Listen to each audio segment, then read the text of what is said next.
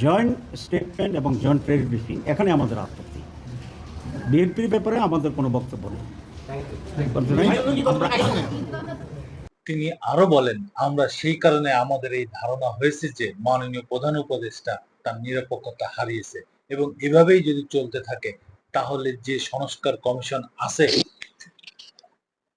এখনো তারা খুব বেশি অগ্রসর হতে পারবেন না এবং এটা অনেকটা পর্বতের মুশকিল, এটা প্রসব করার মতো একটা পরিস্থিতি দাঁড়াবে, কার্যকারিতা হারাবে। সে কারণে প্রতীকী প্রতিবাদ হিসাবে আমরা কাল আসিনি।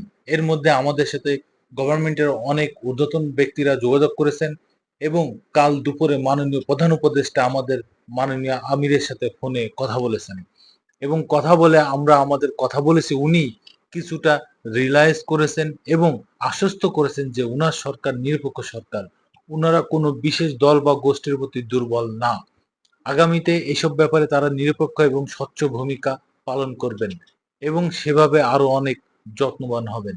এর পরিপ্রেক্ষিতে উনার সাথে কথা বলা এবং অন্যান্য কর্মকর্তাদের সাথে কথা বলার পরিপ্রেক্ষিতে আমরা আবার আসার জন্য সিদ্ধান্ত নিয়েছি। আমরা বিস্ময়ের সাথে দেখলাম যে উনি একটি দলের প্রতিনিধিদের সাথে জয়েন্ট স্টেটমেন্ট করেছেন, যৌথ বিবৃতি। এটা পৃথিবীর ইতিহাসে রিপিট আছে কিনা আমাদের জানা নেই। বিভিন্ন দেশের সরকারের সাথে প্রধান বিরোধী দল বা পার্লামেন্টের প্রতিপক্ষকারী দলগুলোর সাথে মিটিং হয়, কারণ তখন তাদের একটা স্টেটমেন্ট যে ফাইট। এখানে বহুদলীয় গণতন্ত্রের 100-র বেশি দল আমাদের দেশে আছে, তাহলে তো এমন একটা কালচার তৈরি হবে, উনি যার সাথে কথা বলবেন একটা জয়েন্ট স্ক্রিপ্ট করতে হবে।